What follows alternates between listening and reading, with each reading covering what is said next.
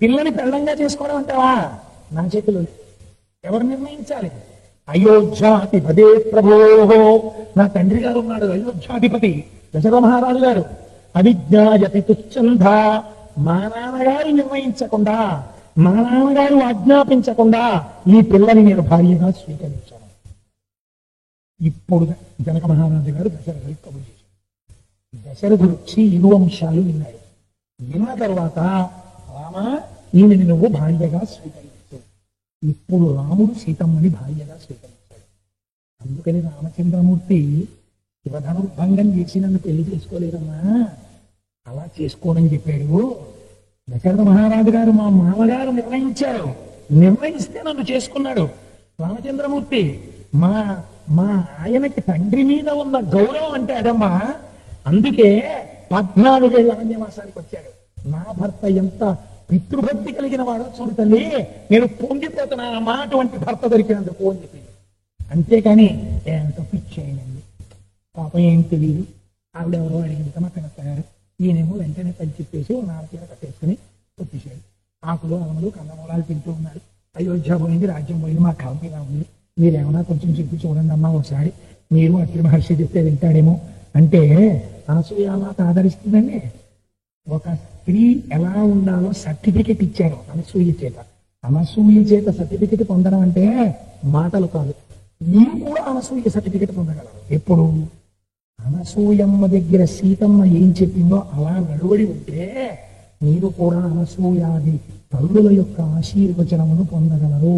రామాయణం ఆడదాని నడువడిని, గొప్పతనాన్ని పెద్ద పీట వేసి వివిధ భంగిమలలో చూపిస్తుంది. ఇది చెప్తే అనసూయమ్మ ఏం చేసింది? ఆవిడ పొంగిపోయి, ఏమి సీతారాములమ్మ మీ ఇద్దరు అని. అయితే ఏమని మరి దశరథ మహారాజు గారు చెప్పారు కదా, తెచ్చి పెళ్లి చేసేసుకుని, నేను అలాంటి పిల్ల అయితే చేసుకోవాలనుకునేవాడిని మొదటి నుంచి, మా నాన్నేమో ఇది చేసుకోమన్నాడు చేసుకున్నాను అని ఇప్పుడైనా అన్నారా రాముడు? అంటే ఎంత అందంగా మాట్లాడతారో చూడండి. మధురం మధురాక్షరం ప్రియాతు సీతారామస్య దారాహ పితృకృతా ఇది. మొట్టమొదట సీతారాములు ఇద్దరు వైవాహిక జీవితం మొదలుపెట్టినప్పుడు రాముడికి సీతమ్మ గురించి ఏం తెలియదు కదండి. ఏమీ తెలియకుండా వైవాహిక జీవితం మొదలుపెట్టారు. ఎవరైనా అలాగే మొదలెడతారనుకోండి. కానీ రాముడికి సీతమ్మ యందు ప్రేమతో వైవాహిక జీవితము ప్రారంభమగుటకు ఏది కారణము, ఏది చూసి ఆయన సీతమ్మని మొట్టమొదట గౌరవించాడు? దారాహ పితృకృత ఇది. నా తండ్రి గారైన దశరథ మహారాజు గారు ఈమె నాకు యోగ్యమైన భార్య అని నిర్ణయించినాడు. మా తండ్రి గారి తీర్పు తీరులేని తీర్పు, ఆయనకి తెలుసు నాకెవరు భార్యగా ఉండవు. ఆయన నిర్ణయించారు కాబట్టి నాకు ఈమె యోగ్యురాలైన భార్య. అందుకు రాముడు ప్రేమించాడు. మామగారు సీతమ్మ రాముడికి తగిన భార్య అని చేసిన నిర్ణయాన్ని సీతమ్మ ఎలా నిలబెట్టుకుంది? చిన్న శ్లోకంలో దాచేస్తారండి అంత.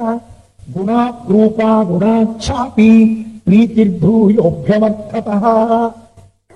గొప్ప మాట అండి, ఏమి శ్లోకం అన్నది నిజంగా. ఇది ఒక సిలబస్.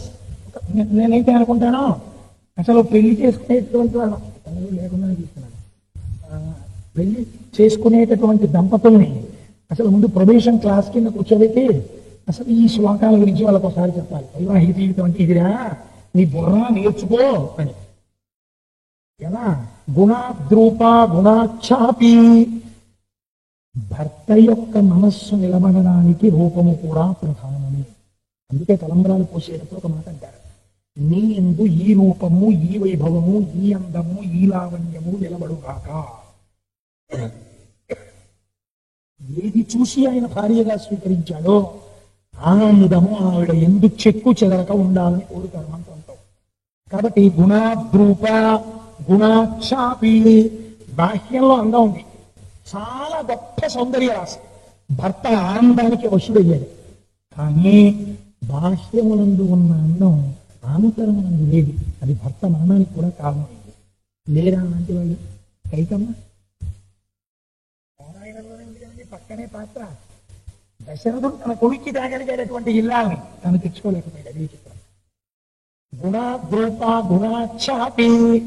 సీతమ్మ రాముని పట్ల తన గుణముల చేత ప్రీతిని పెంచుకున్నది. రోజు రోజుకి ఆయనతో మాట్లాడడంలో, ఆయనతో అనుభవించడంలో, ఆయన కష్ట సుఖాలు పంచుకోవడంలో, ఆయన్ని ఆనందంగా ఉంచడంలో, నేను ఒక చోట ఒక పుస్తకంలో ఒక మాట చదివాను. ఆ మాట చదివి నేను ఒక అరగంట సేపు కుర్చీలో వెనక్కి పడిపోయి ఉండిపోయాను. ఎంత గొప్ప మాట అంటే, అది వాక్యం చిన్నది. ఆయన అన్నాడు, భర్తకు విశ్రాంతి స్థానము భార్య. ఏం వాక్యం ఇది అనుకున్నాను, ఎంత గొప్ప మాట ఇది అనుకున్నాను నేను. సాధారణంగా మనం ఏమంటాం, విశ్రాంతి స్థానము ఇల్లు. ఆఫీస్లో ఏదో ఇబ్బంది వచ్చింది, లేకపోతే బజార్లోకి వెళ్ళాడు, ఏదో భార్య నగ కొనుక్కొద్దాం, 10,000 రూపాయలు జేబులో కొట్టేశాడు. ఇంటికి వెళ్ళాడు, మనసు కుపితం అయిపోతుంది బాధతో, 10,000 రూపాయలు పోయాడు. ఇంటికి వెళ్ళి దిగాలుగా కూర్చున్నాడు. ఆవిడ వచ్చి, ఏమంటే అలా కూర్చున్నారంటే నగ తానేదా అండి, 10,000 రూపాయలు ఎవరో కొట్టేశారు అన్నారు. అనగానే నీ మోహం, నేను అప్పుడే అనుకున్నాను, నా వృత్తి మీరు నగదేవడమవుతే అందనుకోండి. ఇది కాదు బాధ, అది పెద్ద బాధ. ఇప్పుడు నగేమిటండి, చూసారా, ఈశ్వరుడు ఒక నిర్ణయం చేశాడు. నీకు బాహ్యమైన నగ అలంకారం, నీ భర్త ప్రేమ నీకు అలంకారం. ఇంత ప్రేమైకమూర్తిని నీకు భర్తగా ఇచ్చి అతని ప్రేమ సర్వస్వాన్ని నీకు అలంకారంగా చేయించాడు. అంతర్ముఖ సమారాధ్యా బహిర్ముఖ సుదుర్లభ అంటారు లలిత సహస్రంలో. అలా ఎప్పుడు ఆయన లోపల నువ్వే ఆరాధింపబడుతున్నావు, ఆయన హృదయ సింహాసనమునందు అధిష్ఠించి ఉన్నావు. ఇంతకన్నా నీకు అలంకారం ఏంటి? అందుకని అమ్మవారు ఇలాంటి అలంకారాలు నేను ఒప్పుకోనండి. నాకు ఈ నల్లపూసలు చాలవండి, నీ ప్రీతి నా ఎందుకు చాలదా? నీ ప్రేమ కన్నా నాకు అలంకారాలు కావాలా? నీ ప్రేమ లేనిగా నీ దేనికంటే అలంకారాలు? అమ్మవారు నన్ను అలా అనుగ్రహించిందన్నమాట.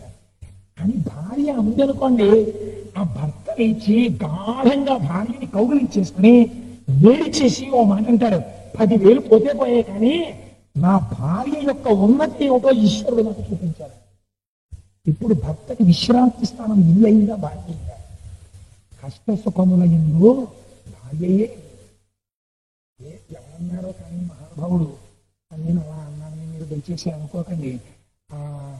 10 మందిని ఆదరించు కన్న తల్లిగా, కష్ట సుఖాలలో తోడు నీడగా తల్లిని ప్రతించే ఇల్లాలి ఆదరణ, మగువేగా మగువానికి మధుర భావన, ఆలయాన వెలసిన దేవుని నీతి, ఇల్లాలే ఈ జగతికి జీవన జ్యోతి. రామాయణం చెప్తూ సినిమా పాట పాడేమిటా అని అనుకోతాను.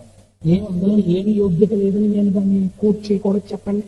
ఎంత గొప్ప మాట మాట్లాడేదండి మహానుభావుడు, ఎంత అందమైన మాట మాట్లాడేదండి.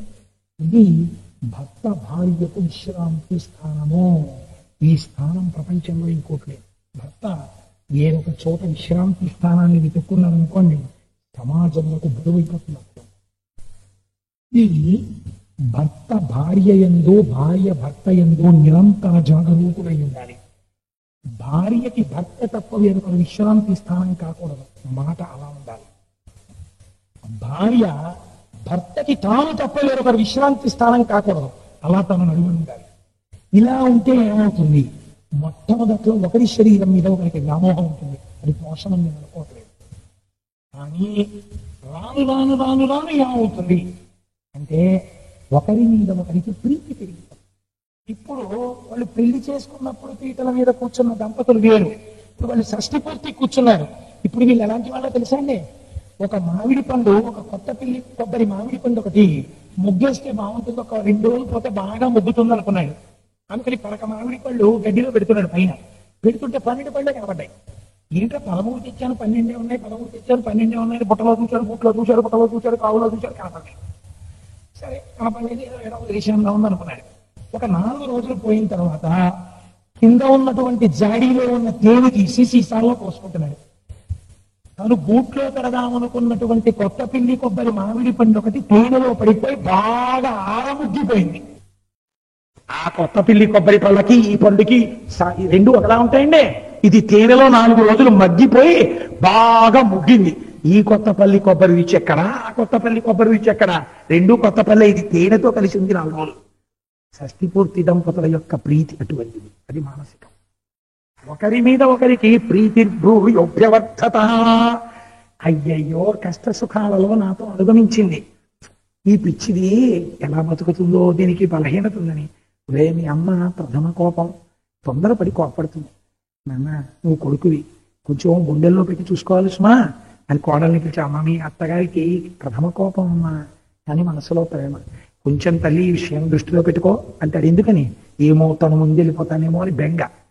అప్పుడు ఉన్న వ్యామోహం ఇప్పుడు లేదు. ఇప్పుడు ఏమైపోయింది? ఆవిడ భద్రత గురించి బెంగ ఎక్కువైపోయింది. గుణాద్రూపా గుణాఛాపి ప్రీతిర్భ్యూభ్యవర్ధత. ఒకరి గుణముల చేత ఒకరు ఒండుల పట్ల ప్రీతిని పెంచుకున్నారు. ఇలా సీతారాముల దాంపత్యము అభివృద్ధి పొందినది. దీనికి మూలమేది? తండ్రి తీర్పు. ఇది సీతమ్మ యొక్క నడువడి. శ్లోకం చిన్నది, కానీ రాముని విశ్రాంతి స్థానం ఎవరు? సీతమ్మ తల్లి. రాముని కీర్తి ఎవరు? సీతమ్మ తల్లి. రాముడి ప్రతిష్ట ఎవరు? సీతమ్మ తల్లి. సీతమ్మ తల్లి గురించి ఆలోచించడం 6 కోట్ల వంతులో 60,000 వంతు చెప్పలేదు. 20 ప్రాణం ఏం చేయాలి? కాబట్టి చూడండి, అమ్మ ఇక్కడ ఒకసారి ఆవిడ చెప్పింది, అక్కడ జనకుడు చెప్పాడు. ఈమె అథమే కుశత క్షేత్రం లంగళ విద్యుతామయ క్షేత్రం శోధయతాలభ్రానాంనా సీతేతి విశ్రుత. ఈమె నరకాంతకం అని చెప్పాడు. అయోధ్యకాండలో ఒకసారి చెప్పింది ఆవిడ, నేను నరకాంత కాదు అశరీరవాణి చెప్పింది, నేను దేవకాంతని. మూడోసారి ఒకసారి చెప్పింది ఆవిడ. ఎక్కడ చెప్పింది? ఏదైనా 3 అయితే సత్యం. మూడోసారి ఇంకొకసారి చెప్పింది ఆవిడ, నేను మనుష్యకాంతని కానని. అన్యాపదేశంగా చెప్పింది. ఎక్కడ చెప్పింది?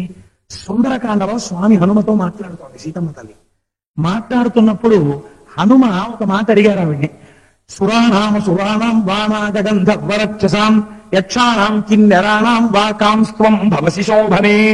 అమ్మ నువ్వు దేవకాంతవా, నరకాంతవా, యక్షకాంతవా, కిన్నెరకాంతవా, కింపురుషకాంతవా, వశిష్ఠుడిని విడిచిపెట్టి వచ్చిన అరుంధతివా, కపిలుడి మీద కోపం వచ్చి వచ్చినటువంటి శ్రీమతివా, లేకపోతే నలుడిని విడిచిపెట్టి వచ్చిన దమయంతివా? అమ్మా నువ్వు ఎవరమ్మా నాకు చెప్పు, నిన్ను సీతమ్మ అనుకుంటున్నారమ్మా, నిజం చెప్పు అన్నారు. అంటే తల్లి తాను నరకాంతని అని పృథివ్యారాజసింహానాం ముఖ్యస్య విదితత్మన స్నుషా దశరథస్నాహం శత్రుసైన్య ప్రతాపిన దుహితాజనకస్యాహం వైదేహస్య మహాత్మన సీతా చ నామనాన్యాహం భార్య రామస్య ధీమతః అంటుంది. ఒక నరకాంత ఎలా మాట్లాడాలో అలా మాట్లాడుతుంది. పెళ్ళైపోయినటువంటి స్త్రీ దగ్గరికి వెళ్ళి అమ్మ మీరెవరు అని అడిగామనుకోండి, ముందు మామగారి పేరు చెప్పాలి. అయ్యా నేను ఫలానా వారి కోడలండి. తర్వాత అందుకని అమ్మ నేను దశరథ మహారాజు గారి కోడల్ని, తర్వాత నేను జనక మహారాజు గారి యొక్క కుమార్తెని, తర్వాత నేను ఈ శరీరానికి సీత అని పేరు, తర్వాత నేను అబ్బో గొప్పవాడు రామచంద్రమూర్తి యొక్క ఇల్లాలిని. చిట్ట చివర భర్త పేరు చెప్పింది. కాబట్టి ఒక స్త్రీ ఎలా ప్రవర్తించాలో అలా ప్రవర్తించి చూపించింది, అలా మాట్లాడి చూపించింది. కానీ ఇక్కడే స్వామి హనుమతో ఆవిడ ఒక చిత్రమైన మాట చెప్పింది. సమాం ద్వాదశతత్రాహం రాఘవస్య నివేశనే భుంజానాం మానుషాన్ భోగాన్ సర్వకామ సమృద్ధిని. ఇదండి చాలా చిత్రమైన శ్లోకం. ఇది ఎక్కడ ఈ శ్లోకం చూడండి ఆవిడండి, మా ఇద్దరికి వివాహమైన తర్వాత 12 సంవత్సరములు నేను రామచంద్రమూర్తి యొక్క అంతఃపురమునందు ఉన్నాను. ఆ 12 సంవత్సరములు మనుష్యులు అనుభవించేటటువంటి సర్వభోగములను నేను అనుభవించాను. ఈ మాట ఏమిటండి అసలు? కోటేశ్వరాలు మీ ఇంట్లో అన్నీ ఉన్నాయా అండి అన్నాను అనుకోండి. మనుష్యులు అనుభవించు భోగములన్నిటినీ నేను అనుభవించి తిని అన్నాను అనుకోండి. అది మీరు మనిషి కాదేంటి? మనుషులు అనుభవించి భోగాలు అనుభవించేది మీరేం దేవత రాక్షసుడా? లేకపోతే ఏమనాలి? నేను భోగాలన్నీ అనుభవించాను అన్నారు. ఆవిడ అలా అంటలేదు. భుంజానాం మానుషాన్ భోగాన్, మనుషులు అనుభవించే భోగాలు నేను అనుభవించానంట. మనుషులు అనుభవించే భోగాలు నేను అనుభవించానంటే నువ్వు మనిషిని కావా? కావు. సత్యమే. ఇతపూర్వమే చెప్పిందిగా, తను మనుష్యకాంత అయితే ఒక మనుష్యుడికి జన్మించాలి. మనుష్య స్త్రీగా కనపడుతుంది, కానీ మనుష్య స్త్రీ కాదు. సీతమ్మ సాక్షాత్ పరాశక్తి, మాయాస్వరూపిణి. అందుకే సుందరకాండ పేరు దగ్గరికి వచ్చేటప్పటికి మహర్షి రామాయణాంతర్గతమైన పేరు పెట్టలేదు. బాలకాండ రాముడి బాల్యం చెప్పిందానండి, లేకపోతే ఇంకో కారణం చెప్పండి. బాలకాండ. అయోధ్యకాండ అయోధ్య గురించి చెప్పింది కాబట్టి. అరణ్యకాండ అరణ్యంలో జరిగినటువంటి విశేషాలు చెప్పింది కాబట్టి. కిష్కింధకాండ కిష్కింధలో విషయాలు చెప్పింది కాబట్టి. యుద్ధకాండ యుద్ధ విశేషాలు చెప్పింది కాబట్టి. ఉత్తరకాండ తదనంతర విశేషాలు చెప్పింది కాబట్టి. సుందరకాండ ఎలా సుందరకాండ? సుందరే సుందరో రామ సుందరే సుందరీ కథ సుందరే సుందరీ సీతా సుందరే సుందరం వరం సుందరే సుందరం కావ్యం సుందరే సుందరం కపి సుందరే సుందరం మంత్రం సుందరే కిన్న సుందరం అన్నారు. కావ్యం సుందరం, రాముడు సుందరుడు, సీతమ్మ సుందరి, హనుమ సుందరుడు, వర్ణనలు సుందరం, అన్ని సుందరం. ఇంకా సుందరకాండ కాకపోతే ఏ కాండ అవుతుంది? కాదు. ఇందులో సీతమ్మ తల్లి బాలాత్రిపుర సుందరిగా కనపడుతోంది. బాలాత్రిపుర సుందరిగా కనపడుతోంది అని నువ్వు ఎలా చెప్పగలవు? ఒక ఆయన ఈ రహస్యాన్ని చెప్పిన వాడు ఉన్నాడు. ఎవరు? సీతమ్మ రామచంద్రమూర్తితో వెళితే రాముడు సంతోషంగా ఉన్నాడని చెప్పిన పెద్దలు ఎవరైనా ఉన్నారా? లేకపోతే అక్కడికి వెళ్ళి ఆయన బుర్ర తినేసిందా? అంటే ఏమంటే ఏమిటంటే మనకి కష్టాలను ఎప్పుడైనా అందా? ఎప్పుడూ ఆయనకి విశ్రాంతి స్థానంగానే ఉందా? అంటే ఈ మాటలు చెప్పాలంటే ప్రతి వాళ్ళు ఎలా సరిపోతారండి? దానికి ఒక పెద్దరికం ఉన్న వాళ్ళు చెప్పాలి. సుమంత్రుడు చెప్పాడు దశరథుడితో. దశరథుడు అడిగాడు, నా కొడుకు సంగతి వదిలి, యవ్వనంలో ఉంది నా కోడలు, కష్టం తెలియని పిల్ల రాముడితో వెళ్ళింది, బాధ పట్టలేదు కదా అన్నాడు. అంటే సుమంత్రుడు ఎంత అందంగా చెప్పాడో తెలుసా అండి? బాలేన రమతే సీతా బాలచంద్ర నిభానన రామ రామే యదీనాత్మా విజనేపి వనే సతీ. దశరథ మహారాజా, బాలేన రమతే సీత, బాలయైన సీత, రమయైన బాల, లక్ష్మిగా ఉన్న బాలాత్రిపుర సుందరి, బాలాత్రిపుర సుందరిగా ఉన్న లక్ష్మి. ఈవిడ బాలచంద్ర నిభానన, బాలచంద్రుడు ఎలా శోభిస్తాడో అలా శోభిస్తోంది. ఏ కారణం చేత? రామ రామే యదీనాత్మ విజనేపి వనే సతీ. మనుష్యులు లేనటువంటి దండకారణ్యంలో అంత ఆనందంగా ఎందుకుందో తెలుసా? పక్కన భర్త ఉన్నాడని. పక్కన భర్త ఉంటే అది అరణ్యమైనా ఆవిడకి అవసరం. అంత ఆనందంగా ఆవిడ మాటకు ఆవిడ కట్టుబడి ఉన్నది. రాముడు అయోధ్యకాండలో సీతమ్మని తీసుకెళ్ళన్నాడు. తీసుకెళ్ళనంటే ఆవిడంది, నువ్వు అయోధ్యలో ఉండు, సంతోషంగా ఉండాలి, అరణ్యం ఎందుకు నీకు, నేను కష్టపెట్టకూడదన్నాడు. నేను తరచు చెప్తూ ఉంటాను ఈ శ్లోకాన్ని. ఆవిడంది, నా తంత్రి వజ్యతే వీణా నా చక్రో వర్తతే రథ నా పతి సుఖమే దేతాయస్యాదపి శతాత్మజ. ఏమయ్యా రామా, నేను ఒక మాట చెప్తాను వింటావా? వీణ చేత్తో పట్టుకుని వీణ తీగని గోటితో దెబ్బలు కొడుతుంటే వీణ తీగ పెనగి పెనగి మోగుతుంది. పెనగి పెనగి గోటి దెబ్బలు తిని మోగినటువంటి వీణ తీగ మోగుతోందనరు, వీణ మోగుతోందంటారు. నా చక్రో వర్తతే రథ, రథం వెళ్ళిపోతున్నప్పుడు ఎగుడు దిగుడుల మీద, ముళ్ల మీద, గాజు పెంకుల మీద, రాళ్ల మీద రథచక్రాలు నడుస్తున్నాయి. రథచక్రాలు నడుస్తున్నాయి అనరు, రథం నడుస్తోందంటారు. నా చక్రో వర్తతే రథ. కష్టం రథచక్రాన్ని, కీర్తి రథానిది. కష్టం వీణతీగది, కీర్తి వీణది. అలా 100 కొడుకులు తెల్లవారి అమ్మ నిద్రలేచి మంచం నుంచి కాలు కింద పెడుతుంటే తమ అరచేతులు జాపి అరిచేతులలో కాళ్ళు వేయించుకునేటటువంటి పిల్లలు ఉన్నప్పటికీ అటువంటి 100 కుమారుల వల్ల కలిగినటువంటి సుఖం కన్నా భర్త పక్కన ఉన్నప్పుడు కలిగినటువంటి సుఖము వేరు రామా, దీనికి తుల్యము కాదు. నువ్వు ఉన్నది అయోధ్య, నువ్వు లేనిది అడవి, నేను నీతో వస్తాను. అలాగే ప్రవర్తించిందా? సుమంత్రుడు చెప్పాడు. ఇంకొక ఆయన చెప్పాడు, సుమంత్రుడు అంటేనండి ఆ ఇంటి పెద్ద కదా, అలా కనపడదు అసలు ఆయనకి సీతమ్మ, అందుకే అలా చెప్పేశాడండి అంటారేమో. మహర్షి గొప్పతనం ఏమిటో తెలుసా? సీతమ్మ రాముని విశ్రాంతి స్థానము. రాముడు అరణ్యవాసంలో కూడా ఆనందంగా ఉన్నాడు. కారణం నేనంట, మా అమ్మ సీతమ్మ అంట. ఎలా రుజువు చూపించగలవు? మీకు సుమంత్రుడి వాక్యం నేను ఒకటి చూపించాను. మీరు ఒప్పుకోరంటే నేను ఒక మర్యాద కన్నానంతే. ఆ మాట నేను మిమ్మల్ని తక్కువ చేసంటలేదు. సుమంత్రుడు అంటాడండి, ఎందుకన్నాడు? ఆయన అయోధ్య పట్టణంలో చాలా కావలసిన వాడు. సీతమ్మని పట్టుకుని ఆ సీతమ్మ కొంచెం రాముడితో ఏమిటో కొంచెం అదో బాధగా అస్తమానం ఇటు తిరిగి కళ్ళు ఎత్తుకుంటోందండి అంద కదా. అసలైతే శర్మహారాజులో ఏడుస్తున్నాడు. అందుకుని చెప్పలేదేమో, ఇలా చెప్పాడేమో అంటారేమో. సీతాపహరణం జరిగే ముందు అప్పటికి 13 సంవత్సరముల అరణ్యవాసం పూర్తయింది. అంటే 14 ఏళ్లలో సింహభాగం పూర్తయిపోయింది కదండి. ఇప్పుడు సీతారాముల్లో రాముడికి సీత విశ్రాంతి స్థానంగానే ఉందా? ఇప్పటికీ 13 ఏళ్లలో కూడా ఇప్పుడు రాముడిని ఎక్కడ తిప్పి పొడవలేదా? ఏమిటండి మనకి అరణ్యవాసం అని. ఇప్పుడు మళ్ళీ సుమంత్రుడో లక్ష్మణుడో చెప్పాడు అనుకోండి, మళ్ళీ ఇది అనుమానం వస్తుంది కదా. మహర్షి ప్రజ్ఞ చూడండి ఎవరితో చెప్పించారో. ఆయన అన్నారు, రావణాసురుడు మారీచుడి దగ్గరికి వెళ్ళాడు. వెళ్ళి, మారీచా నువ్వు రాముణ్ణి కొంచెం దూరంగా తీసుకెళ్ళి హా సీత హా లక్ష్మణ అని అరుస్తూ రాముడి చేతిలో చచ్చు. రాముడి అరుపు అనుకుని సీతమ్మ లక్ష్మణుణ్ణి పంపేస్తుంది. నేను సీతమ్మను అపహరిస్తాను. అంటే వెంటనే మారీచుడు చెప్పినటువంటి మాట ఏమిటో తెలుసా అండి? యస్య సాందవ సింహస్య సింహోరకస్య భామిని. అరణ్యకాండలో మారీచుడు చెప్పినటువంటి సర్టిఫికెట్ ఇది. ఎంత లాజికల్ గా మాట్లాడాడో చూడండి మారీచుడు. అసలు మారీచుడు లాంటి క్యారెక్టర్ రామాయణంలో దొరకదండి. అటువంటి క్యారెక్టర్ అది నాకు అనిపిస్తుంది. అసలు మారీచుడి శ్లోకాలన్నింటి మీద ఒకసారి ఉపన్యాసం చెప్పాలంటుంది. ఎన్ని విధి కోరికలు నాకు. అందుకని యస్య సాందవ సింహస్య సింహోరకస్య భామిని ప్రాణేభ్యోపి ప్రియతరా భార్యా పతిమనువ్రత. ఇది చెప్పాడు మారీచుడు. సీతమ్మ అంటే ఎవరనుకుంటున్నారో తెలుసా? ఆవిడ యస్య సాందవ సింహస్య, రాముడు నరులయందు సింహము వంటివాడు. సింహాన్ని చూస్తే మిగిలిన జంతువులు ఎలా పారిపోతాయో రాముణ్ణి చూస్తే అందరూ పారిపోవలసింది. ఎందుకని? రాముడికి కోపం వస్తే ఆయన ఎవరు ఆపలేరు. ఆయనటువంటి ధర్మాత్ముడు, రాశీభూతమైన ధర్మం. ధర్మానికి కోపం రాకూడదు.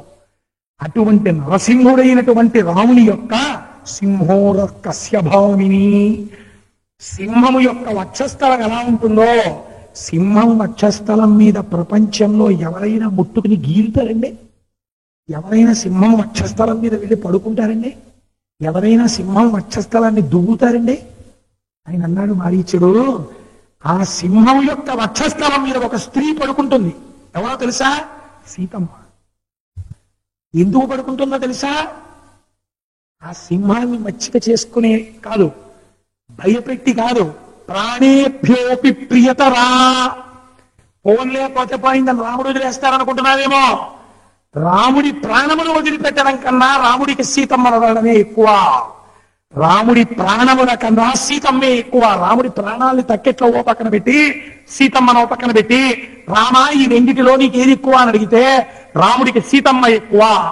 ఇంత ఎక్కువైన వస్తువు జోలికి నువ్వు వెడితే, సింహము యొక్క వక్షస్థలం మీద పడుకున్న స్త్రీని నువ్వు ముట్టుకుంటే, రామచాపాశ్రయేవనే, ఎప్పుడు ఇలా పట్టుకున్న కోదండము చేత రక్షింపబడుతున్న ఏకైక స్త్రీ సీతమ్మ.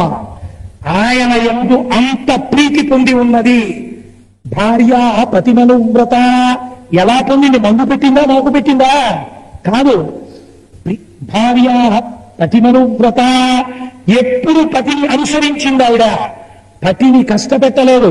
13 సంవత్సరములు రాముడు అన్నిటినీ మరిచిపోయాడంటే సీతమ్మ కారణము. ఈ కారణం చేత సీతమ్మ రాములకు ప్రాణము కన్నా ప్రియురాలు. ఆవిడ జోలికి వెళ్ళడం ఏంటో తెలుసా? ఇంకొక్క మాట చెప్పేస్తున్నాను. నీకు ఇంతమంది భార్యలు ఉన్నారు, హాయిగా వీళ్ళందరితోటి ఈ పుత్ర మిత్ర కలత్రానిచ హాయిగా సంతోషంగా బతుకు. రాముడికి కానీ అపకారం చేశావా? రాముడికి వేరే అపకారం లేదు ప్రపంచంలో. సీతమ్మ జోలికి వెళ్ళడమే అపకారము. వెళ్ళిన మరుక్షణంలో రామే నువ్వు అక్కడికి చచ్చిపోవు. రాముడు వెతికేస్తాడు భూమండలం అంతా, బ్రహ్మాండాలను వెతుకుతాడు. ఆవిడ అగ్నిహోత్రం నువ్వు పట్టుకోలేవు. ఆవిడ ఏం చేస్తుందో తెలుసా? నీ పాలిట మృత్యువై కూర్చుంటుంది. ఆవిడని వెతిక్కుంటూ రాముడు వచ్చేస్తాడు. వచ్చేస్తే నిన్ను చంపి వదలడం. నీ భార్యల్ని, నీ బిడ్డల్ని, లంకని, నీ మిత్రుల్ని, సైన్యాన్ని కాల్చేస్తాడు. అప్పుడు నీ 10 తలకాయలు నిలబడవు. కలత్రాని చ సౌమ్యా నీ మిత్రవర్గం స్తథైవ చ యదీచ్ఛసి చిరం భోక్తం మాకృధా రామవిప్రియం. ఏవి శ్లోకాలండి ఇవి? సీతమ్మకి సర్టిఫికేట్. ఇది సీతమ్మ వైభవం అంటే రామాయణంలో. కలత్రాని చ సౌమ్యాని మిత్రవర్గం స్తథైవ చ. నీ భార్యలతో, నీ పుత్రులతో, నీ స్నేహితులతో నువ్వు సుఖంగా ఉండాలనుకుంటే మాకృధా రామవిప్రియం. రాముడి జోలికి వెళ్ళకు. నీ జోలికి ఆయన రాలేదు, ఆయన జోలికి నువ్వు వెళ్ళకు. నేనేం వెళ్ళానంటాడేమో, సీతమ్మ జోలికి వెళ్ళడమే రాముడి జోలికి వెళ్ళడం. చంపేస్తాడని చెప్పాడు. ఇప్పుడు మీరు చెప్పండి, ప్రాణేభ్యోపి ప్రియతరా అయిందండి. ఎప్పుడు? 13 సంవత్సరముల అరణ్యవాసం తర్వాత. ఇది మా తల్లి ఎంత గొప్ప నడువడి కలిగినటువంటి తల్లో, ఎటువంటి సీతమ్మో అందుకు కదండి మన వివాహానికి శుభలేఖేస్తే జానక్యాహ కమలామలాంజలి పుటేయాహ పద్మరగాయితా న్యస్తారాఘవమస్తకే చ విలసత్కుంధ ప్రసూనాయితా అని సీతారాముల్లా కలిసి ఉండండి అని చెప్తాం. కాబట్టి ఆ సీతమ్మ తల్లి వైభవమే వైభవం. సీతమ్మ తల్లి యొక్క నడువడియే రాముని యొక్క కీర్తి. సబర్మతి ఆశ్రమంలో ఒకసారి ఆడవాళ్ళందరూ రామాయణం చదువుతున్నారు. చదువుతూ వాళ్ళందరూ వెళ్ళి మహాత్మా గాంధీ నూలు వెలుపుతున్నారు. మహాత్మా గాంధీ లాంటి మహానుభావుడు ఎక్కడ ఉంటారండి? రామాయణం అర్థమైన మహాపురుషుల్లో గాంధీజీ ఒకరు. ఆయన దగ్గరికి వెళ్ళి ఆడవాళ్ళు అడిగారు ఆశ్రమంలో వాళ్ళు, ఏమండి సీతమ్మ తల్లి అంత రామచంద్రమూర్తి అంత గొప్పవాడు ఎలా అయ్యాడు అన్నారు. రామచంద్రమూర్తి యొక్క సమస్త గొప్పతనం సీతమ్మ వల్లే అన్నాడు గాంధీ గారు. వాళ్ళన్నారు మేము ఆడవాళ్ళం వచ్చి అడిగాము ఇలా అన్నారా అన్నారు. మరి ఏం రామాయణం చదువుతున్నారు మీరు అడిగారు ఆయన. ఒక ఉదాహరణ చూపించాడు మహానుభావుడు గాంధీజీ. చూడండి, దీంతో నేను పూర్తి చేసేస్తాను ఇవాళ ఉపన్యాసాన్ని. ఇంకింతకన్నా ఆవిడ మాయామానుష రూపం, ఆవిడ ఎందుకు నరకాంత కాదు, పోయిందే ఉంది, ఇంకా 3 రోజులుగా, రేపు కూడా సీతమ్మ వైభవం చెప్తాను. తప్పే ఉంది. సోమవారం మంగళవారం నాడు మీకు మళ్ళీ రామలక్ష్మణ భరత శత్రుఘ్నుల జంట గురించి చెప్తాను. నేను ఇంకా మీకు 3 రోజులు గుర్తుకున్నవాడిని. ఇది 3 రోజుల్లో చెప్తాను. నా తనివి తీరలేదు, సీతమ్మ గురించి ఇంకా చెప్పాలి. అందుకని చూడండి, ఆవిడ గురించి ఒక మాట అంటారు మహర్షి మహాత్మా గాంధీ అంటారు, ఆ తల్లి 10 నెలల శత్రువు యొక్క ఆ దీనియం ప్రమదావనమునందు ఉండిపోయింది. అసలు భర్త జాడ చెప్పినవాడు లేదు. స్వామి హనుమ వచ్చి అమ్మవారితో ఉన్నారు, అమ్మా నిన్ను రాముడి పాదాల చింతకి చేర్చేస్తానమ్మా, నేను తీసుకెడతానన్నారు. తల్లి నవ్వింది. ఏమో పిల్లి పిల్ల అంటున్నావా, నువ్వు తీసుకెడతావా, నీకింత భుజమా, దాని మీద మీరు కూర్చోరా అంది. అంటే పాపం మహానుభావుడు హనుమ ఎప్పుడు ఎవరి చేత అధిక్షేపింపబడిన వాడు కాడు. మహాప్రాజ్ఞుడు, గొప్ప బలవంతుడు. మీరు మందర శంకాశౌభౌడి ప్రాణల ప్రభ అగ్రకవ్యవతస్తే చాసీకాయ వానరోత్తమ. 700 పర్వత శిఖరములు ఎంతెత్తుంటాయో అంతెత్తు పెరిగిపోయి నించుంటే అమ్మా రామ్మ తీసుకెళ్ళిపోతానన్నారు. సీతమ్మంది, భర్తుభక్తిం పురస్కృత్యారంభదన్యస్య వానరా నస్పృశామి శరీరంతో పుంసో వనర పుంగవా. నాకు స్పృహ ఉండగా తెలిసి రామచంద్రమూర్తిని తప్ప అన్య పురుషులను నా చేతితో నేను తాకను. ఏమన్నా మరి రావణాసురుడు జుట్టు పట్టి తొడ మీద కూర్చోబెట్టి ఎత్తుకొచ్చినప్పుడు అప్పుడు నేను స్పృహలో లేను. హా రామ హా లక్ష్మణ అంటుండగా ఆ ధూర్తుడు అపహరించాడు. ఇప్పుడు నేను స్పృహలో ఉన్నాను. ఉండి నన్ను నీవు అపహరించి తీసుకెడితే రాముడు లేనప్పుడు రావణాసురుడు ఎత్తుకుపోయాడు, రావణాసురుడు లేనప్పుడు నీ చేత రాముడు ఎత్తుకుపోయాడు. ఏమిటి రాముడి వైభవం? నా వలన రాముడికి కలంకం రాకూడదు, రాముడే రావాలి, రావణుని చంపాలి, నన్ను తీసుకెళ్ళాలి, నా స్వామికి కీర్తి కలగాలి. నేను నీతో వస్తే నా స్వామి కీర్తి తగ్గుతుంది, నేను రానంటావే. ఏం గాంధీ గారు తప్పు చెప్పారా? రామచంద్రమూర్తి కీర్తికి సీతమ్మ కారణము. రామాయణం అర్థమైన మహానుభావుడు కాబట్టి అలా మాట్లాడారు. వక్ర వ్యాఖ్యానాలు చేసే వాళ్ళకి రకరకాలుగా కనపడుతుంది రామాయణం. రామాయణాన్ని రామాయణంగా అర్థం చేసుకుంటే ఆ పాత్రల వైశిష్ట్యం మనం ఉత్తరిస్తుంది. ఇవాళ రోజున సీతమ్మ తల్లి యొక్క వృత్తాంతం గురించి 4 మాటలు చెప్పుకుంటే మనం ధన్యులం అవుతాం. ఎందుచేతనంటే ఇవాళ జగదంబ గురించి విన్నట్టయితే చాలా మంచిది. ఆషాఢ మాసం అంతా కూడా సాధారణంగా అమ్మవారికి ప్రీతిపాత్రమైనటువంటి మాసం. అంటే అమ్మవారికి ఒకటి ప్రీతి ఒకటి అప్రీతి ఉంటాయా అంటే అమ్మవారి యొక్క ఆ తేజస్సు ప్రకటముగా ద్యోతకమయ్యేటటువంటి మాసం. నామరూపాత్మకంగా లోకమంతా పరిడవిల్లేటటువంటి సమయము. ఆషాఢం చివరకు వచ్చేటప్పటికి తొలకరి వానలు పడతాయి. ఈ వానలు పడినప్పుడు ఇంతకాలం ఎండిపోయినటువంటి గింజలుగా ఏది ఏ గింజో తెలుసుకోవడానికి వీలు లేని రూపంలో భూమి మీద ఉండిపోయిన గింజలు ఆ వర్షపు చినుకు తగలగానే తనలో ఉండేటటువంటి చైతన్యం ఉద్దీపనము చెంది ఏ గింజ ఆ మొక్కగా భూమిలోంచి పైకి వస్తుంది. అప్పుడు లోకాన్ని మనం గుర్తుపడతాం. ఇది సీతాఫలము, ఇది మామిడి, ఇది జామ, ఇది సపోటా, అలాగా. కాబట్టి ఈ కాలమును నామరూపాత్మకంగా జగత్తు పరిఢవిల్లేటటువంటి కాలం కనుక ఇది ప్రత్యేకంగా అమ్మవారికి ప్రీతిపాత్రమైన మాసము అని పిలవడానికి కారణం అది. కనుక ఆషాఢ మాసంలో ఎక్కడ చూసినా ప్రతి ఊరిలోనూ ఆ ఊరికి ఒక అధిదేవత అని ఉంటారు. పెద్దాపురంలో మరిడమ్మవారి సంబరాలు జరుగుతుంటాయి. ఇప్పుడు సాధారణంగా ఆషాఢ మాసంలో ప్రతి ఇంట్లో నివేదనలు చేస్తారు అమ్మవారికి. ఆ రామాయణాంతర్గతంగానే ఒక విషయాన్ని ప్రతిపాదన చేస్తారు. ప్రతి ఊరికి కూడా ఒక అధిష్టాన దేవత ఉంటారు. ఒక ఊరి నుంచి మనం బయలుదేరి ఆ ఊరి పొలిమేర దాటి వెళ్ళిపోయేటప్పుడు ప్రమాదం జరగకుండా ఉండాలి అంటే ఒక ఉపాయాన్ని చెప్తుంది శాస్త్రం. ఏ ఊరి అధిష్టాన దేవత ఉంటుందో ఆ అధిష్టాన దేవతకు చెప్పులు విప్పి ఒక నమస్కారం చేసుకోవాలి. వాహనం ఎక్కిన తర్వాత నమస్కారం రామచంద్రమూర్తితో చేయిస్తారు. అలాగే సీతమ్మ తల్లి గంగానదికి మొక్కుకుంటుంది, అట్నుంచి వచ్చి నీకు 1000 కళ్ళు కండలు ఇస్తాను అంటుంది. మళ్ళీ మేము క్షేమంగా తిరిగి రావాలి అంటుంది. ఒక వాహనం ఎక్కి ఒక ఊరు విడిచిపెట్టి ఇంకొక ఊరు మీరు వెళ్ళినప్పుడు జాతకరీత్యా ఏదైనా ప్రమాదం జరగవలసినటువంటి కాలము ఆసన్నమై ఉంటే అది తప్పాలి అంటే శాస్త్రం ఒక నివారణ చెప్పింది. ఆ ఊరి అధిష్టాన దైవమైనటువంటి అమ్మవారు ఉంటుంది, ఆవిడికి నమస్కారం చేయాలి. అమ్మ, నేను ఈ ఊరు విడిచిపెట్టి కారణాంతరముల చేత వెళ్ళవలసి వస్తుంది.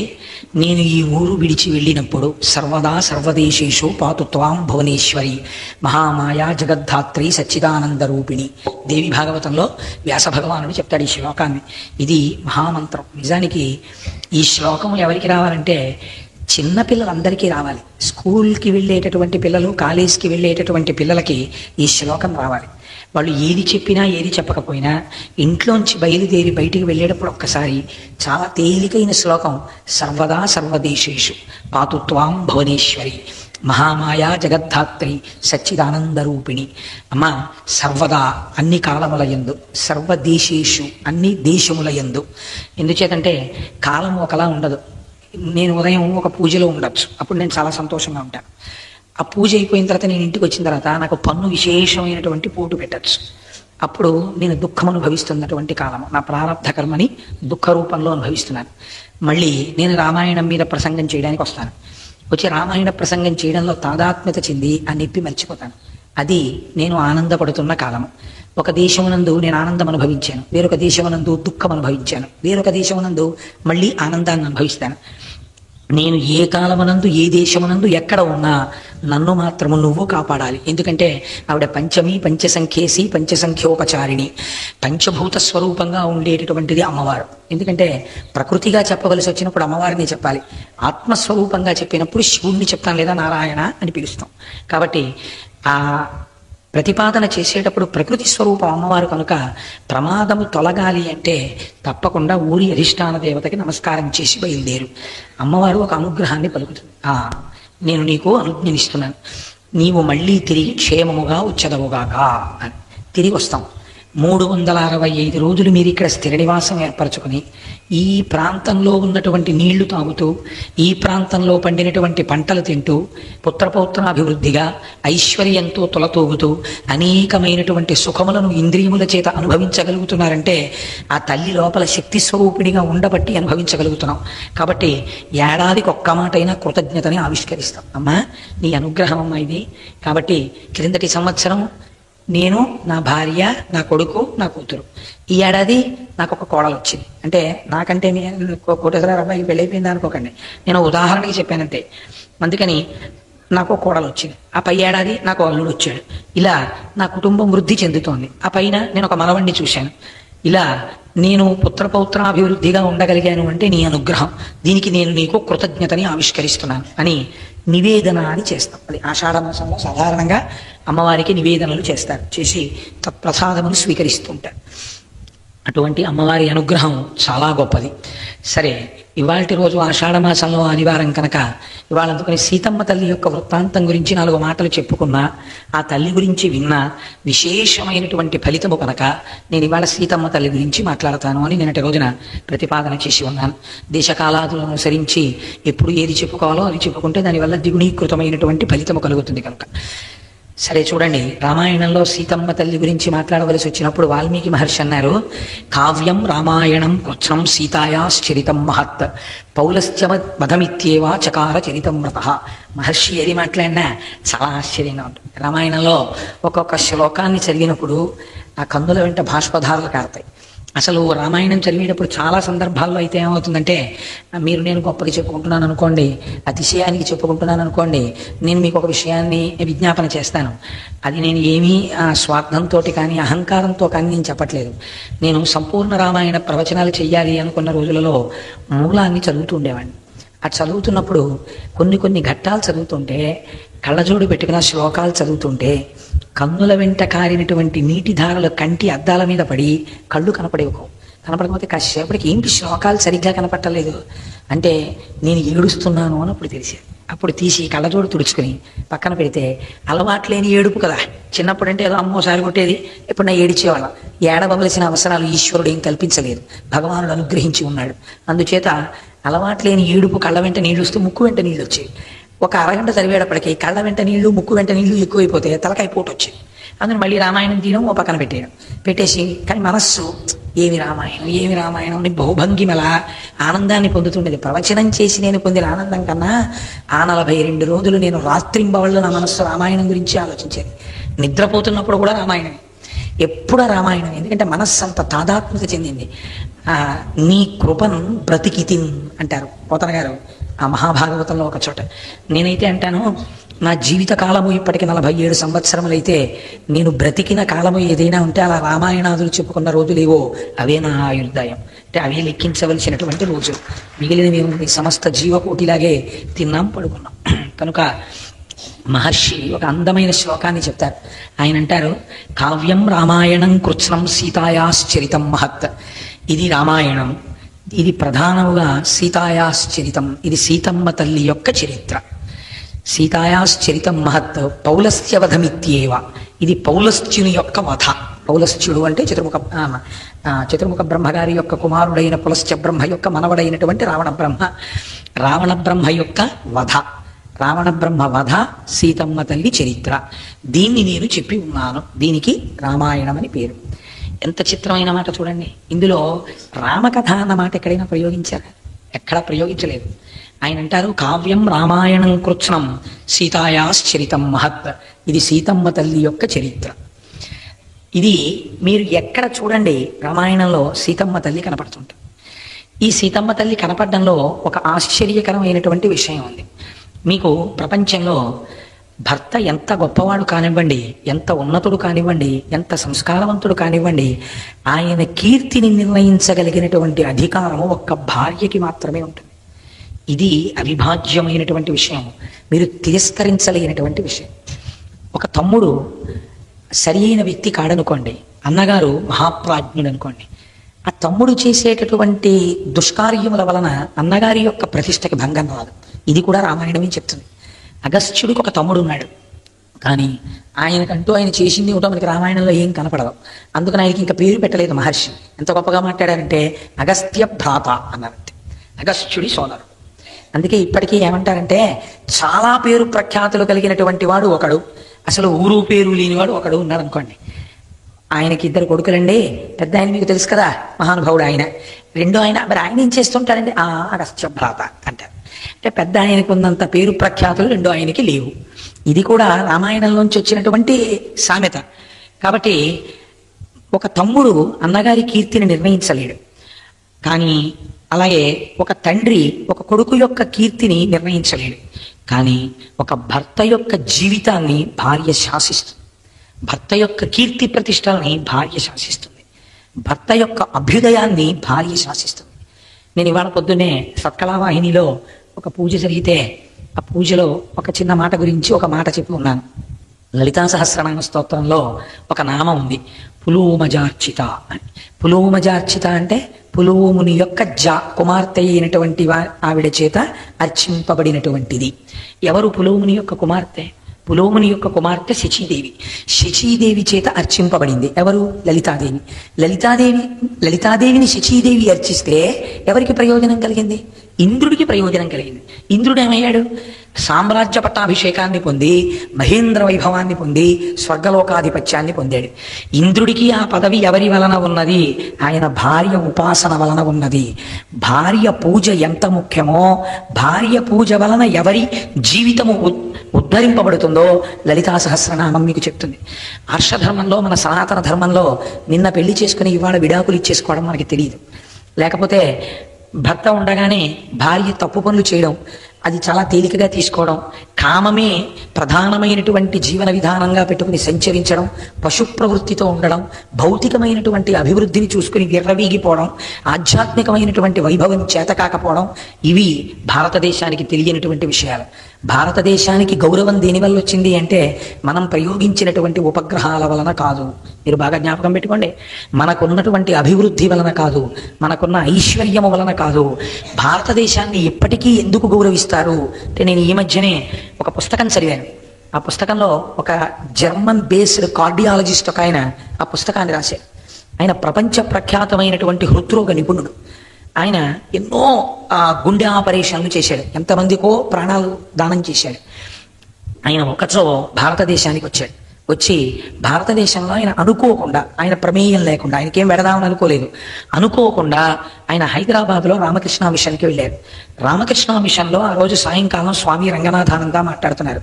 స్వామి రంగనాథానంద ప్రసంగం విన్న తర్వాత ఆయనలో మార్పు వచ్చింది. ఆయన వెంటనే జర్మనీ వెళ్ళి ఒక పేపర్ రాశారు. అంతకుముందు ఎన్నో పేపర్స్ సబ్మిట్ చేసిన ఆయన ఒక ఆశ్చర్యకరమైన పేపర్ రాశారు. ఇతపూర్వం అనేకమైనటువంటి గుండెల ఆపరేషన్ చేసి ఎందరికో ప్రాణదానము చేసిన వాళ్ళను నేను అనుకున్నాను. నా నైపుణ్యమే హృద్రోగానికి శస్త్రచికిత్సలు చేసి ప్రాణభిక్ష పెట్టగలిగినదైతే నేను ఏ ఆపరేషన్ చేసినప్పుడు కూడా 10 ఆపరేషన్లు సక్సెస్ అయ్యాయి కాబట్టి ఇది ఫెయిల్ అయిపోయినా పర్వాలేదని నేను చేయలేదు. ప్రతి ఆపరేషను సక్సెస్ అవ్వాలనే చేశాను. అంతే సమర్థతతో చేశాను, అంతే దీక్షతో చేశాను, అంత నైపుణ్యంతో చేశాను. కానీ కొన్ని ఆపరేషన్లు చేసినప్పుడు వాళ్ళు బ్రతకలేదు, మరణించారు ఆపరేషన్ టేబుల్స్ మీద. స్వామి రంగనాథానంద ప్రసంగం విన్న తర్వాత నేను ఒక విషయం తెలుసుకున్నాను. భారతదేశంలో నా సమర్థతని మించి ఈశ్వర అనుగ్రహం ఉన్నదొకటి ఉన్నది. అది అనుగ్రహించిన నాడు నేను ఆపరేషన్ చేసి వాడిని బతికించానన్న కీర్తి నాకు దక్కుతోంది. అది యశస్విని, అమ్మవారు నన్ను ఇలా అనుగ్రహించినదని రంగనాథానంద ప్రసంగము చేత తెలుసుకుని నేను ఈశ్వర కింకరుడనైనాను. భారతదేశంలో సనాతన ధర్మము మాత్రమే యథార్థమును చెప్పగలదు, వాళ్ళు మాత్రమే ఉన్నదున్నట్లు ఆవిష్కరించగలడు అని ఆయన రాసిన పుస్తకాన్ని నా స్నేహితుడు కూడా నాకు బహుకరించి, ఒకటేసారి మీరు ఈ పుస్తకం చదవండి అన్నాడు. నేను ఆ పుస్తకం చదివి ఆశ్చర్యపోయాను.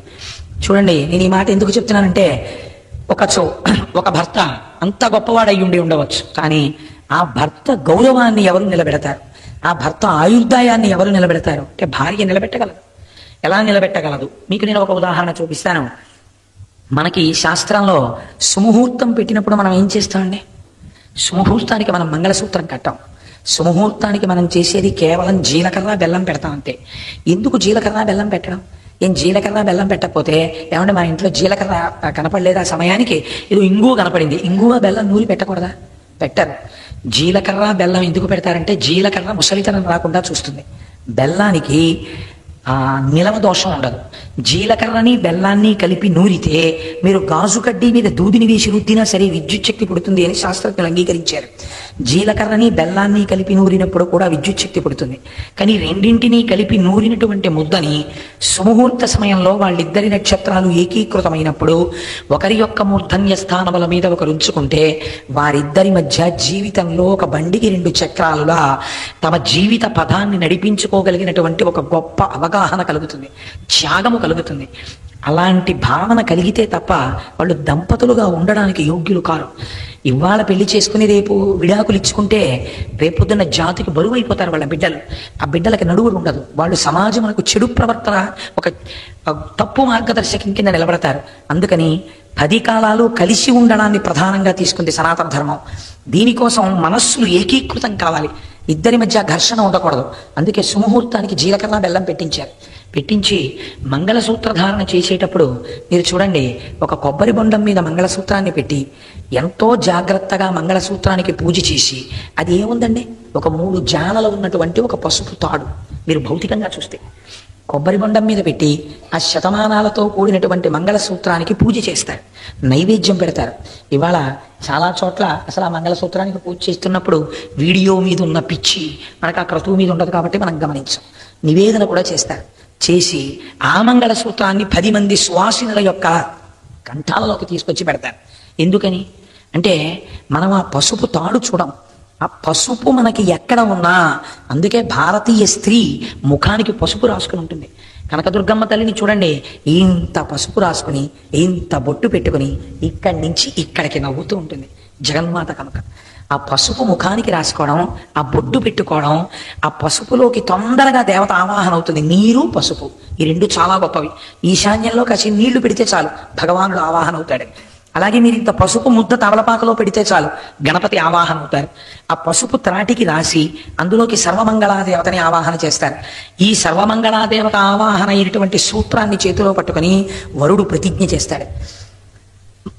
ఆయన ఆ మెడలో కడుతూ ఒక మాట చెప్తాడు, మాంగళ్యం తంతునా నేనా మమ జీవన హేతునా కంఠే బధ్నామి శుభగే త్వం జీవ శరదాం శతం.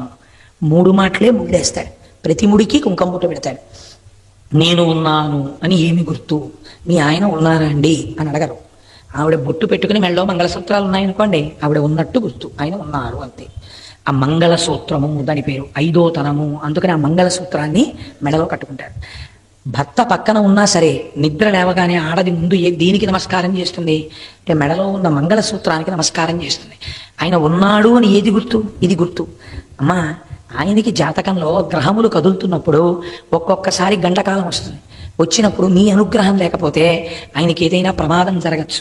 కానీ ఇవాళ నేను నిద్ర లేవగానే ఏ మంగళసూత్రాన్ని కళ్ళకద్దుకున్నానో ఆ మంగళసూత్రాన్ని నేను ఉన్నంత కాలము ఇలా కళ్ళకద్దుకునేటటువంటి భాగ్యము నాకు కలగడం అన్నది నీ అనుగ్రహం మీద ఆధారపడింది. అందుచేత తల్లి, నేను ప్రతిరోజు ఇలా కళ్ళకద్దుకునేటటువంటి అదృష్టాన్ని నువ్వు కల్పించు అని మంగళసూత్రాన్ని కళ్ళకద్దుకుంటారు. కాబట్టి అంత సర్వోత్కృష్టమైనటువంటి ధర్మము సనాతన ధర్మము.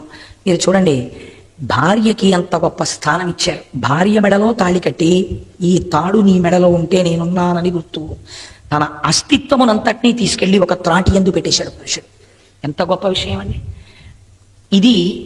జీవితంలో ఇంకా ఏ వ్యక్తితో ఇలా అనడు, ఒక్క భార్యతోనే అంటాడు. ధర్మేచ అర్ధేచ కామేచ నాతిచరామి. ధర్మమునందు అర్ధమునందు కామమునందు నిన్ను నేను అతిక్రమించను ప్రమాణం చేస్తాడు.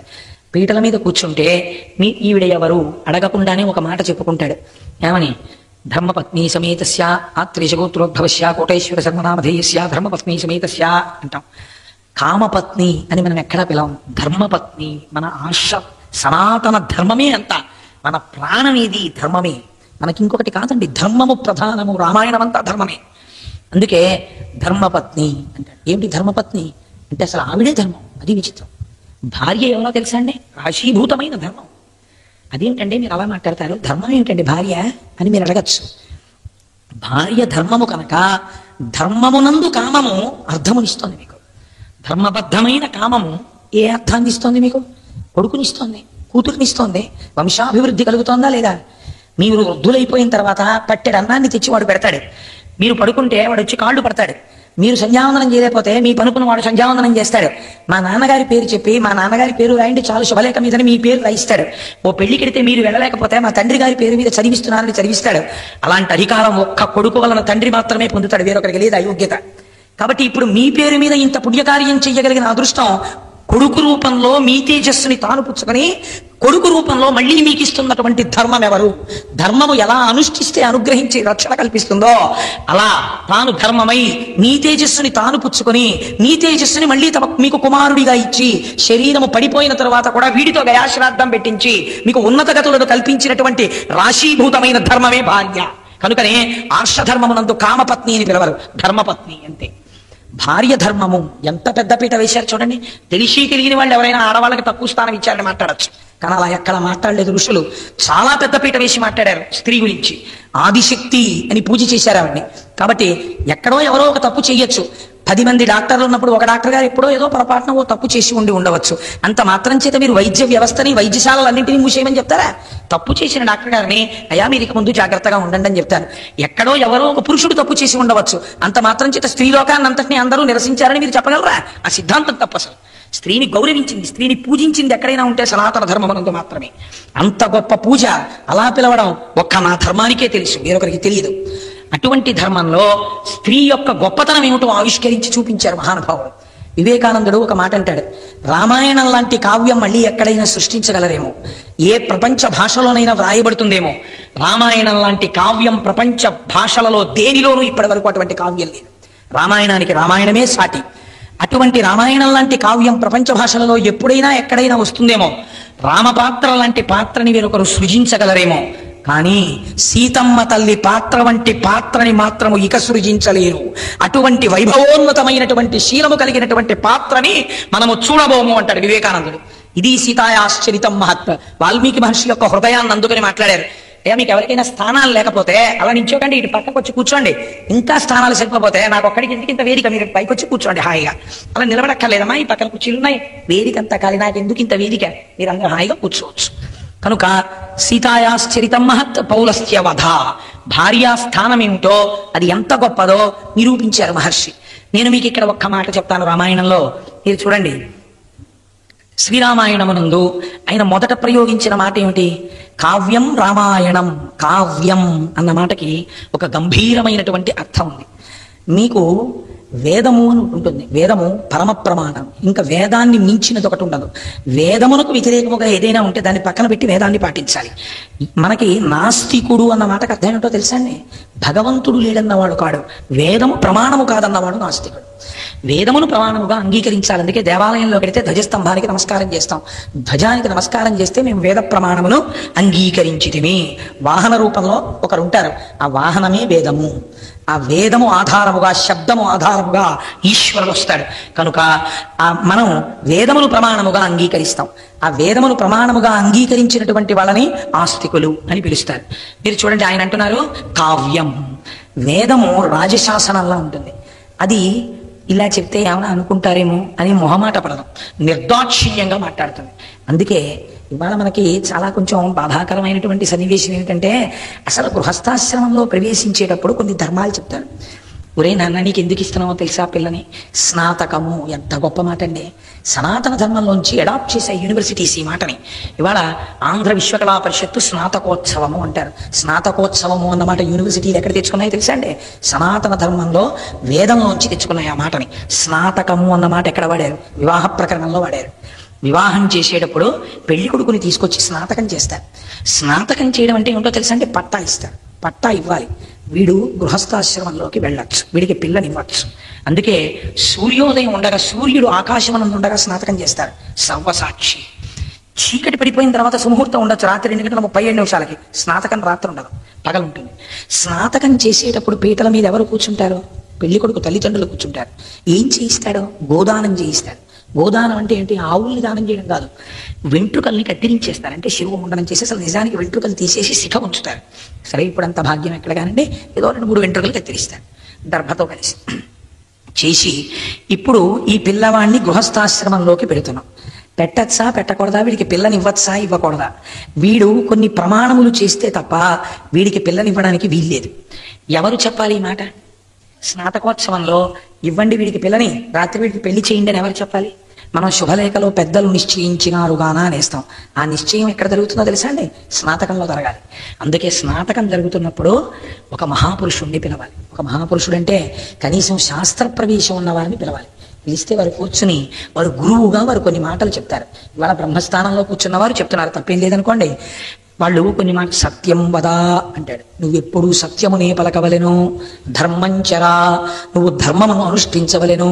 మాతృదేవో భవ, అమ్మని సర్వకాలముల యందు అమ్మకు నమస్కరించవలెను. ఇది ఒక చిత్రమైన లాజిక్ అండి. ఎందుకు ఈ మాట చెప్పడం, అమ్మకి నమస్కరించవలెను అని? ఇత పూర్వం బ్రహ్మచారిగా ఉండగా నమస్కరించలేదా?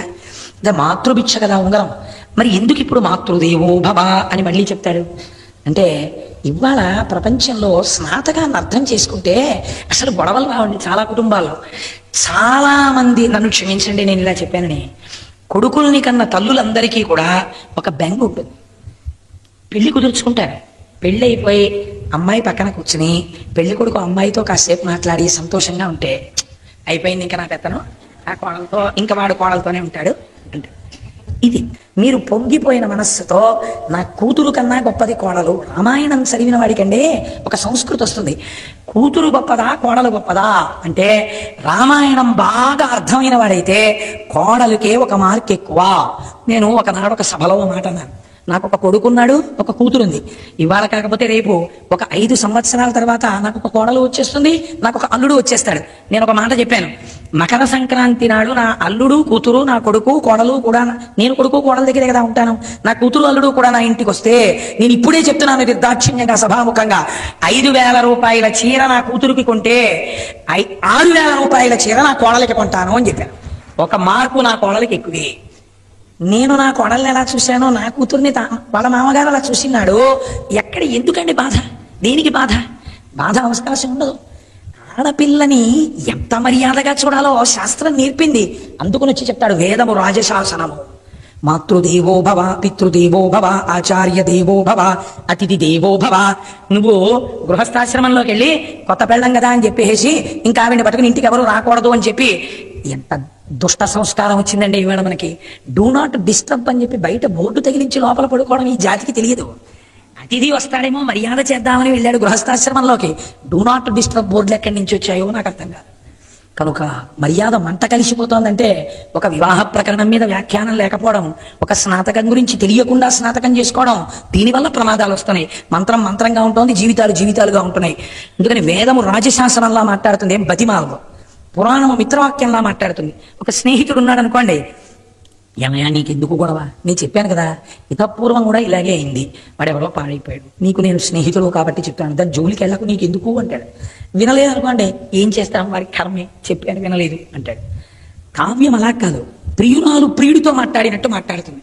ప్రియురాలు ప్రియుడితో మాట్లాడేటప్పుడు అంటే అనుభవం మీరు చెప్తున్నావా అనుకోకండి మహాప్రభు, నేను ఒక సదుద్దేశ్యంతో చెప్తున్నాను. చాలా అనునయంగా ప్రీతిపాత్రంగా ప్రియురాలి మాట వినడానికి ప్రియుడు సర్వకాలములందు సన్నద్ధమై ఉంటాడు. అందుకని చాలా మధురాతి మధురంగా మాట్లాడుతుంది. కావ్యం మధురంగా ఉంటుంది. అందుకే కావ్యం మాట్లాడితే చాలా అందంగా మాట్లాడుతుంది తప్ప కఠినంగా మాట్లాడదు. అందుకే కూజంతం రామరామేతి మధురం మధురాక్షరం ఆరుహ్య కవితా శాఖాం వందే వాల్మీకి కోకిలం. వాల్మీకి అనబడేటటువంటి కోయిల రామ రామ అంటూ మధురాతి మధురంగా రామాయణాన్ని పాట పాడింది. దీనికి రామాయణము. మీరు ఇప్పుడు ఒక ప్రశ్న తలెత్తుతుంది, రామాయణం అనగానేమి? రామ ప్లస్ ఆయనము రామాయణము.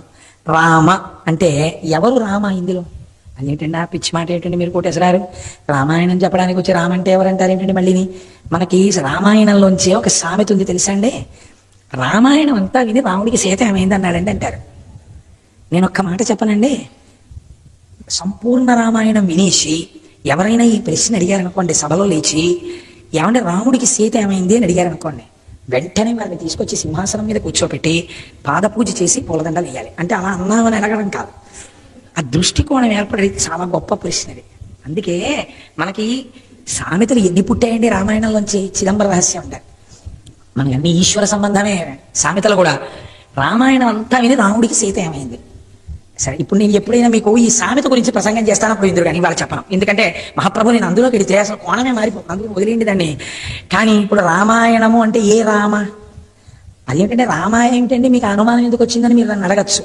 ఒకసారి త్యాగరాజు గారి కీర్తన జ్ఞాపకం తెచ్చుకోండి. రామాయణ చపలాక్షుల పేరు రామ అన పరబ్రహ్మమునకు పేరు. రామ అన్నారు అనుకోండి రామచంద్రమూర్తి, రామ అన్నారు అనుకోండి సీతమ్మ తల్లి. రెండు వైపులా దీర్ఘం పడిపోతే సీతమ్మ తల్లి. రామ అంటే రామచంద్రమూర్తి. ఇప్పుడు రామ ప్లస్ ఆయనం రామాయణం. ఆయనం అంటే నడక ఒక అర్థం. ఉత్తరాయణం దక్షిణాయనం. ఉత్తరాయణముగా కాలము నడుచుచున్నది, దక్షిణాయనముగా కాలము నడుచుచున్నది. రామాయణం రాముడి నడక, రామా నడక అనగా సీతమ్మ నడక. నడక అంటే ఏంటండి? నడవాలి అంటే ఏం ఉండాలి? రెండు చేతులు ఉన్నాయండి, పనికిరాదు. ఓ గుండెకాయ ఉందండి, పనికిరాదు. రెండు కాళ్ళు ఉన్నాయి, పనికొస్తుంది. నడవడానికి రెండు కాళ్ళు ఉండాలి.